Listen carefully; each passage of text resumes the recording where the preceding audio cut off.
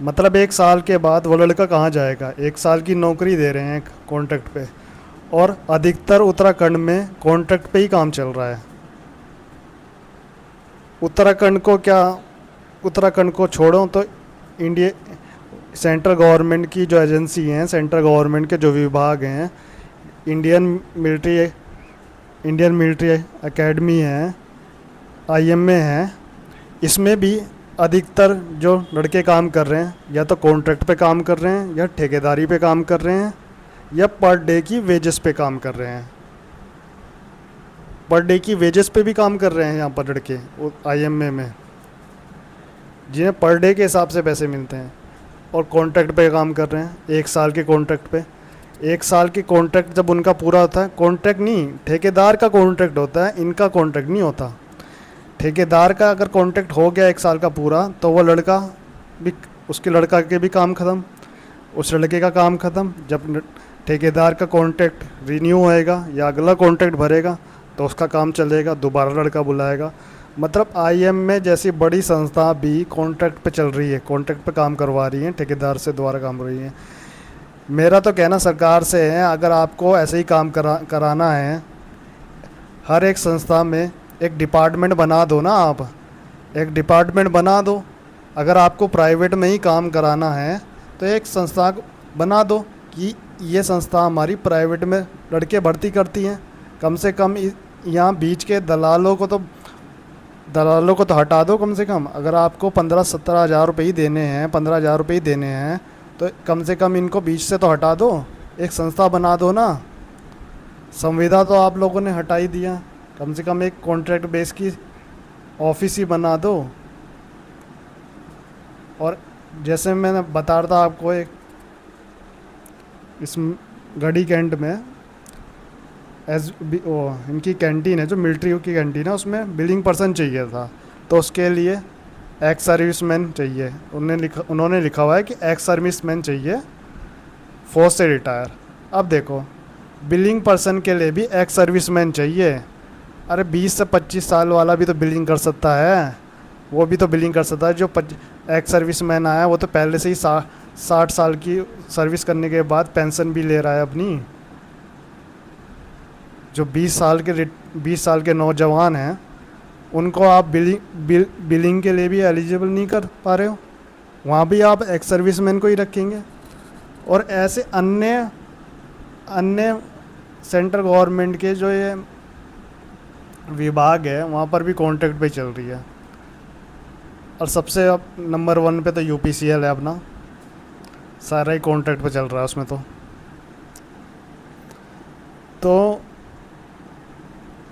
तो मेरा कहना है उत्तराखंड सरकार से,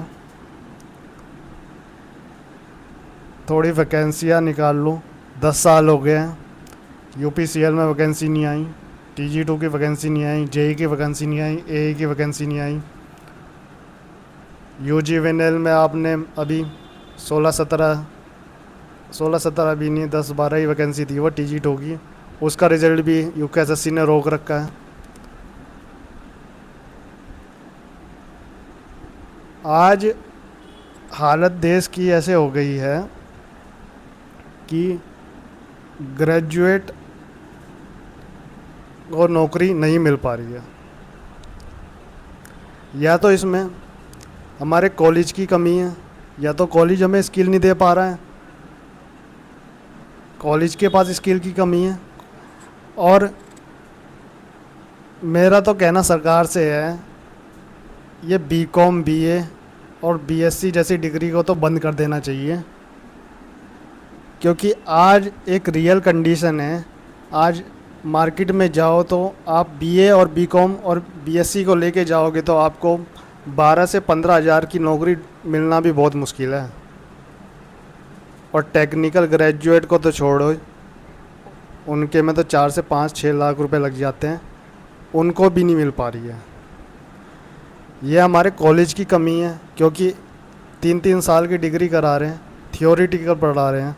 चलो बीए बीएससी वालों को तो छोड़ो, उनका तो वैसे थियोरिटिकल है, मगर ये डिग्री कराने का फ़ायदा नहीं है जब कंपनी मांगती है स्किल। अब कॉलेज क्या कराता है, रट्टा मार के पास करवा रहा है।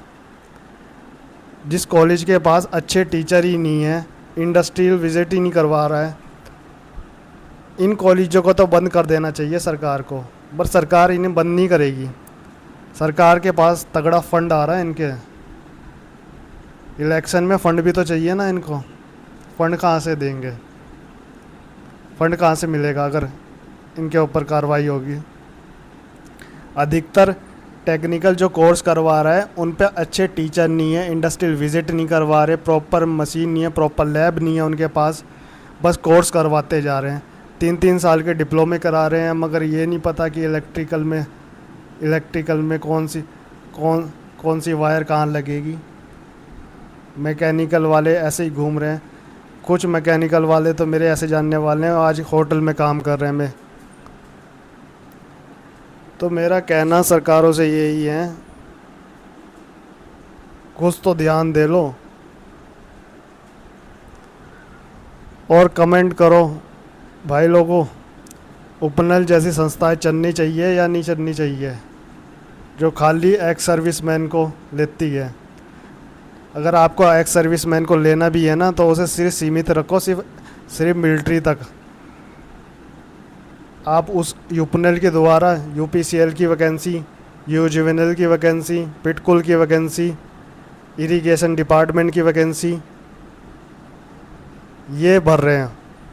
और इसमें किन का हक मारा जा रहा है? उत्तराखंड के लड़कों को, युवाओं का हक मारा जा रहा है। आप 55-60 साल के एक्स सर्विसमैन को ले रहे हो जिनकी पेंशन भी आ रही है, और ऊपर से 25-25 हज़ार रुपये उन्हें उपनल दे रहा है, तो उनको तो डबल फ़ायदा हो रहा है। कुछ मेरे साथी ऐसे हैं जो कोर्ट में लगे हुए हैं, न्यायालय में लगे हैं, उन्हें 15 दिन का स्टाइपेंड मिलता है। मतलब 15 दिन उन्हें खाली रहना पड़ता है, और 17 तारीख से 31 तारीख का स्टाइपेंड मिलता है। जिला न्यायालय देहरादून में कुछ लड़के ऐसे लगे हैं कॉन्ट्रैक्ट पे, जिन्हें सिर्फ 15 दिन के लिए लगाया जाता है। अब बताओ, और 15 दिन में भी उनकी 4 महीने से सैलरी रोक रखी है। अब बताओ सरकार करना क्या चाह रही है। और अगर आप इंडस्ट्री की तरफ जाओगे तो आज ये टाटा, रिलायंस, बजाज मोटर, हैवेल्स, ये बड़ी बड़ी कंपनियों ने अपना एक अलग ही सिस्टम बना दिया। इन्होंने अपना थर्ड पार्टी रूल बना दिया। ये कभी भी ऑन रोल नहीं रखेगी, इन्होंने थर्ड पार्टी को दे दिया सारा काम। आप बंदे हायर करो, आप बंदे रखो, आप बंदों को सैलरी दो, आप जो भी काम है मतलब थर्ड पार्टी करेगी।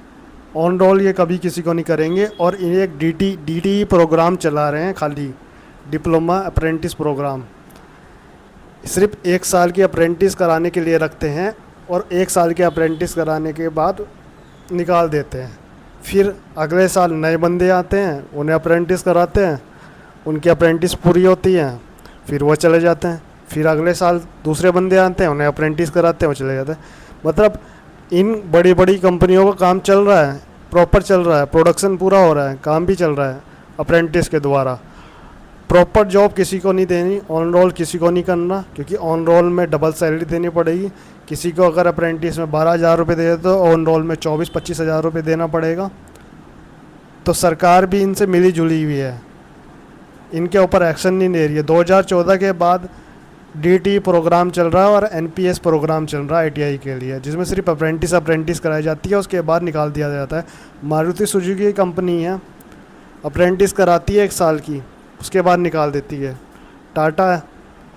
टाटा पंतनगर में 1 साल की अप्रेंटिस कराती है, उसके बाद निकाल देती है। तो मतलब अब गवर्नमेंट जॉब के तो बुरे हाल हैं, मगर प्राइवेट में भी अब जॉब नहीं बची है। आप क्या कहना है कमेंट में बताएं। अगर आप मेरे बातों से सहमत हैं तो कमेंट में लाइक करें, अपना भी कमेंट शेयर करें, आपकी क्या राय है। धन्यवाद। जय हिंद, जय भारत।